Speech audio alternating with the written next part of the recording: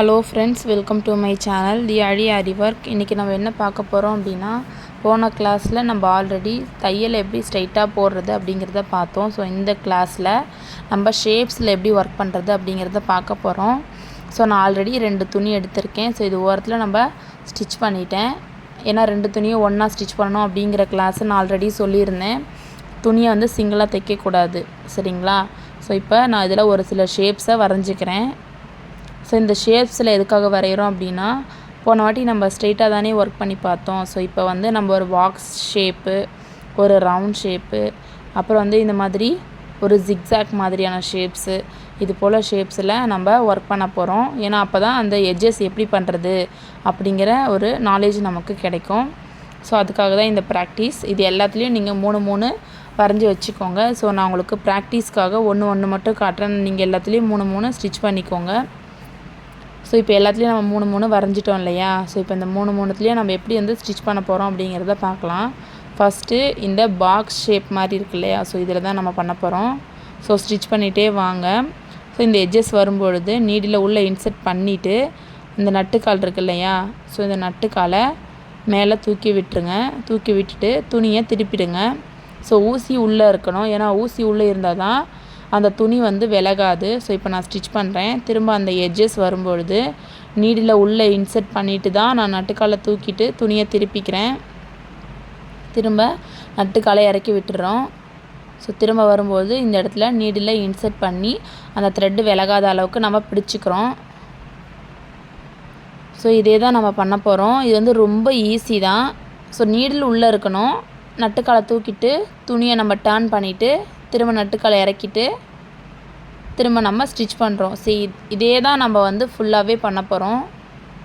Stitch பண்ணுறோம். Needle insert பண்ணிவிட்டு நட்டுக்காலை தூக்கி விட்டுட்டு துணியை திருப்பிக்கிறோம். மறுபடியும் ஸ்டிச் பண்ணுறோம். திருப்பும் பொழுது நீடில் இன்சர்ட் பண்ணிவிட்டு துணியை திருப்புறோம், சரிங்களா? இப்போது நான் உங்களுக்கு சைடு வியூவில் காட்டுறேன். இப்போ சைடு வியூவில் பாருங்கள், கொஞ்சம் பொறுமையாக தான் காட்டுறேன். ஸோ நீடில் இன்சர்ட் பண்ணிடுறோம். இன்சர்ட் பண்ணிவிட்டு நட்டுக்காலை தூக்கிட்டு திரும்ப நட்டுக்காலை இறக்கி விட்டுட்டு ஸ்டிச் பண்ணுறோம், சரிங்களா?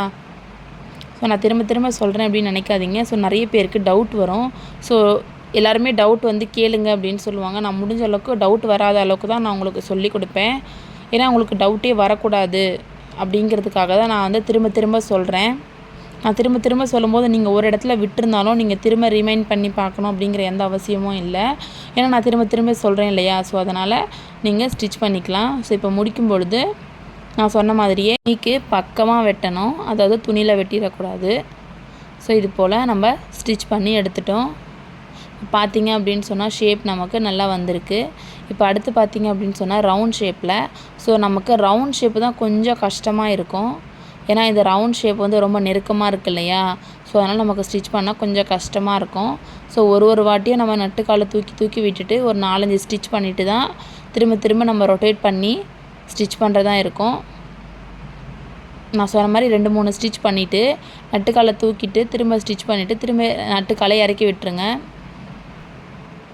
ஏன்னா இது பிகினிங் ஸ்டேஜில் ரொம்ப கஷ்டமாக இருக்கும். இது பண்ணும்போது ரொம்ப நமக்கு இரிட்டேட் கூட ஆகும்.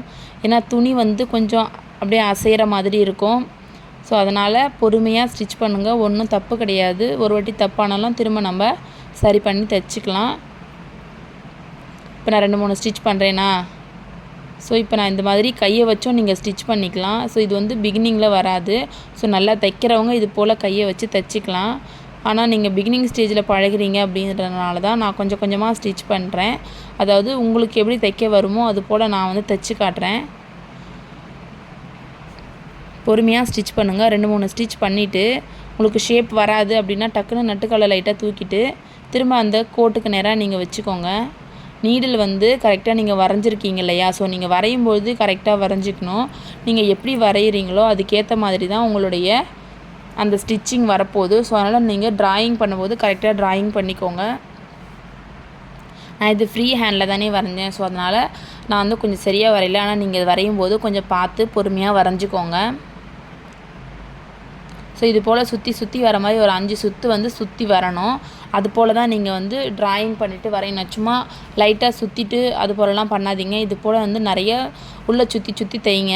ஏன்னா அப்போ தான் உங்களுக்கு ப்ராக்டிஸ் ஆகும். ஏன்னா நம்ம யூ ஷேப்பு இந்த கழுத்தெல்லாம் ஸ்டிச் பண்ணும்பொழுது நமக்கு அந்த யூ ஷேப் வரணும் அப்படின்னா நீங்கள் இதில் ப்ராக்டிஸ் பண்ணிட்டீங்க அப்படின்னு சொன்னால் அதெல்லாம் உங்களுக்கு வந்து ரொம்ப ஈஸியாக இருக்கும். ஸோ அதனால தான் நான் உங்களுக்கு சொல்கிறேன். திரும்பவும் சொல்கிறேன், நீடில் இன்செர்ட் பண்ணிவிட்டு ஷேப் வரல அப்படின்னா நட்டுக்காலை தூக்கி துணியை லைட்டாக திருப்பிடுங்க. திருப்பிட்டு அதுக்கேற்ற மாதிரி நீங்கள் அட்ஜஸ்ட் பண்ணி ஸ்டிச் பண்ணணும். ஸோ பொறுமையாக ஸ்டிச் பண்ணுங்கள். ரொம்ப பொறுமையாக வீலை சுற்றி சுற்றி கூட ஸ்டிச் பண்ணுங்கள். ஆனால் பொறுமையாக ஸ்டிச் பண்ணுங்கள். கரெக்டாக நீங்கள் வரைஞ்சிருக்கிறதுக்கு மேலேயே உங்களுடைய ஸ்டிச்சஸ் வரணும். அதில் மட்டும் கொஞ்சம் கான்சன்ட்ரேஷனாக இருந்துக்கோங்க.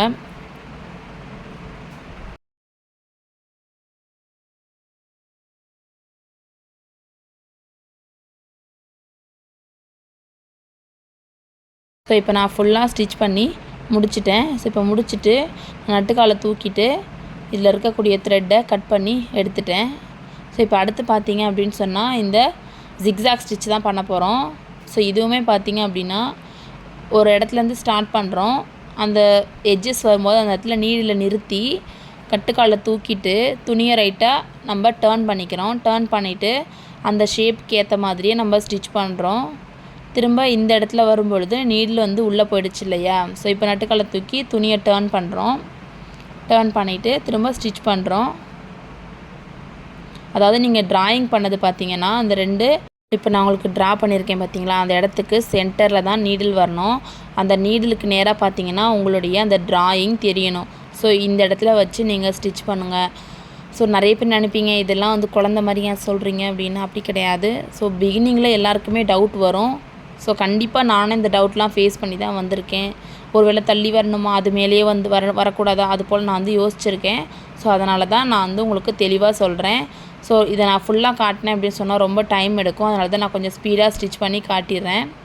ஸோ நான் சொன்ன மாதிரியே நம்ம டேர்னிங் வரும்பொழுது நீடில் இன்செர்ட் பண்ணி துணியை டேர்ன் பண்ணி ஸ்டிச் பண்ணிக்கணும். ஸோ அவ்வளோதான்.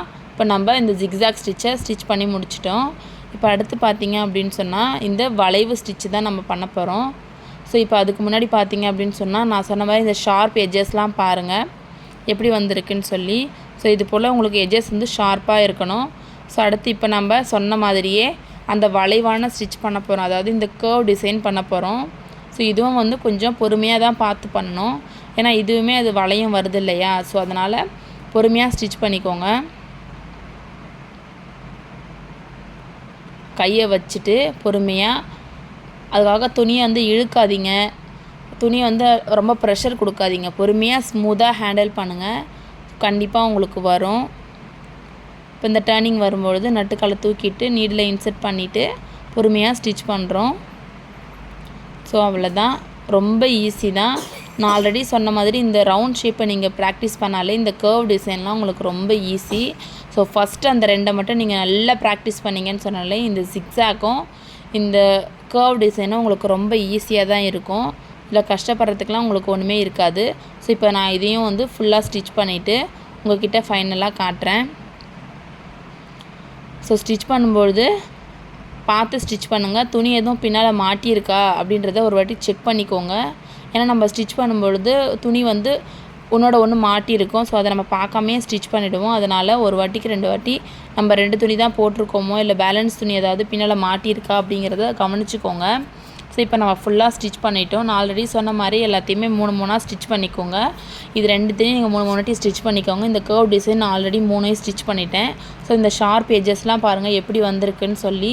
ஸோ இது போல் நல்லா ப்ராக்டிஸ் பண்ணி பாருங்கள். உங்களுக்கு சரியாக வரல அப்படின்னாலும் இன்னும் 2 டைம் ப்ராக்டிஸ் பண்ணி பாருங்கள்.